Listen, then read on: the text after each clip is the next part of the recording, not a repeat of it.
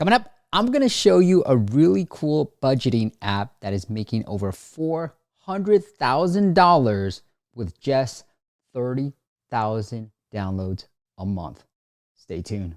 What is up, App Nation? It is Steve P. Young, founder of appmasters.com, the place you go when you want action-packed content related to helping you grow your app downloads and, more importantly, those revenues. And today, I really like to highlight different types of apps to show you guys the different opportunities that still exist in the App Store and see which apps that are the top grossing, what are they doing right, and what can we learn from them.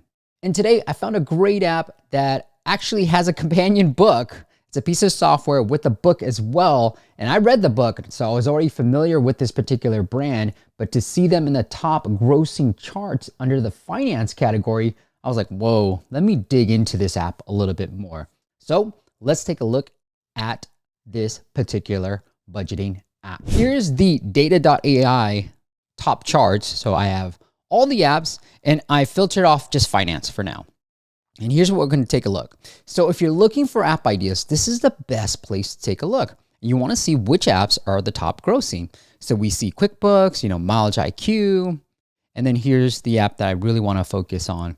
There's a couple of different budgeting apps up here, but I wanted to focus on these guys, YNAB, or You Need a Budget, because they've done a great job of building that brand before actually going and building the app. So if you're an influencer or you have a community outside of the App Store, I think this is a great model that you can use to deploy your app, right? And get your customers in to the App Store. Now let's take a look at it a little bit more. So I want to see within Sensor Tower now, I'm going into Sensor Tower and I'm going to go fast, but the release date was actually 2015, which is surprising, right? I was like, whoa, okay. But I have to believe that it was just sort of like a free and it maybe was a janky piece of software. I don't know. These are just my assumptions, because here's what I found with Data AI, that it didn't really start ranking under the finance category until late December 2021. So maybe they had a huge update and then they were able to really start monetizing. It wasn't until version 3.0 that it really started to take off, right? So I wasn't sure what was happening in the background, but it was interesting to me that it was in the app stores for a long time and it really didn't start picking up until 2021, right? So for 6 years, it was just kind of in there, maybe making some money, maybe not. But then in 2021, something clicked for them. And now it's really, really working well for them. Again, I also picked this app because they got a phenomenal website and tool that you can use, right? The author started by writing a blog, building a piece of software. You can learn more about him. But I read his book, which is right here. This book right here. I read it as an audiobook, but I loved the book so much. And so when I saw it as an app form, I was like, oh man, great candidate for one of these videos too. Next thing I want to do is actually within Data AI, and I'm doing competitive analysis on an app, I want to look at which keywords are driving downloads for them. Right? So within Sensor Tower, I can see if they're advertising anywhere. They look like they're not. And they've got a great community already on their website. And so they're probably leveraging that community to take them to the app stores, right? And so just to get a sense of what keywords they might be ranking well for, we can go into data.ai, formerly App Annie, and YNAB. Okay, so it looks like YNAB, budgeting, they're doing okay. You need a budget, you need a budget. And so this goes to the point of, I built a great brand and it's being under leveraged within the app stores. There are a handful of brands that I know of, Morning Brew, that comes to my head, that don't have an app, but have a great brand. And within ASO, I can see that keyword has a lot of traffic, right? And so YNAB, they built a big brand that people are actually searching for within the app stores. They rank number 1 for it. They don't rank that well for, let's just say, budget. They're in the top 10, but they don't rank that well for it. And so it's really brand driven that's driving the downloads and the revenues. And you can see by these numbers that once you've built a great community, that you don't need much downloads to drive this much revenue. So if you are an influencer out there or you built up this great community, think of the app as a great way for you to not only grow your revenues, but also attract new users. And I've seen a couple of different apps, not in the finance space, but in other categories where you see similar numbers like this. 30,000 downloads, so tens of thousands of downloads, but hundreds of thousands of revenue.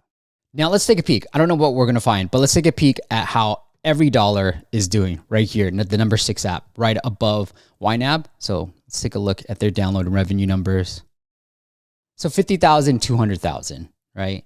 And they've been around since 2015 as well. We won't go into deep details with them, but pretty promising signs of the downloads for revenues over downloads. Now, we don't know how much of that is old revenue, but I have to assume that it's a good number of new revenue coming in with such a high number and this little downloads. So it might be a great category where you're like, revenues per download, pretty high.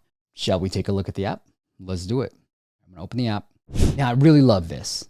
I love the fact that he has a brand, and what he's really doing is showing a lot of customer testimonials, right? It's like, we kept our savings and paid off YNAB. Now, if I was brand new to this, and we do know that most people are searching for the brand, so they probably know a little bit about the brand itself already. But if I was to audit this and I was attracting people that did not know of the brand, and let's say we're running paid marketing and things like that, I would want to put a little bit more of the budgeting app in between. But all these customer testimonials point to the fact that it's a budgeting app, okay? So I love this. Try one app for free. Now you don't have to sign in. I'm gonna sign in through Apple. Makes it really easy.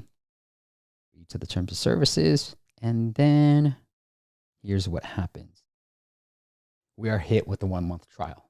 So you can't use this budgeting app unless you pay. And they've gone ahead and did a 1-month trial. Now, I don't think that this would apply for all apps, right? I think 1 month, what we've typically found is a little bit too long, but he's built a brand, right? He understands his users. He's built a brand. He's built that trust. And so I think with a brand that you might already have, you can go a little bit longer trials. And we have seen this with other clients that do a 14-day trial, which again, I think is too long, but it works for them because they built up the brand. People know and trust them already, so they're willing to stay on, and they come in sort of a warm lead already. That's just something to pay attention to. Kind of want to highlight that. I'm going to go ahead and subscribe.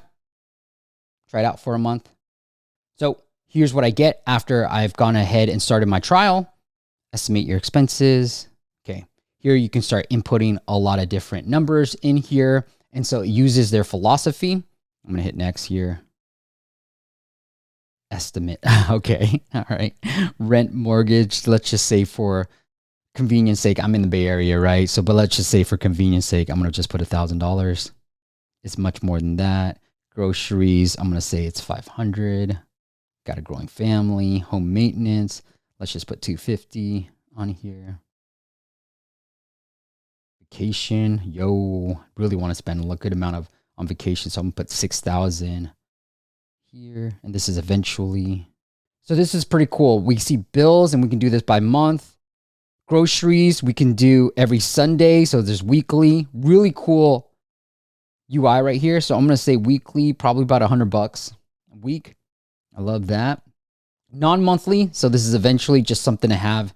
So I might put this up into like 2,000, right? Home maintenance, just to have in the bank. 6,000, eventually quality of life, so forth. And then you can add more. And then you can link up your accounts. I'm not going to do that because we're recording this, but you can automatically link to it. And pretty simple app use. I really love the UI. I love that certain things can be monthly, certain things could be weekly. I've talked with other budgeting apps where, you know, maybe you want to do weekly because monthly is just so far in advance, but you can set these frequencies of the actual expenses. The last thing I want to point out is, look at this at the top. It says add your bank account. Now that you've estimated some expenses, let's see how much money you actually have right now.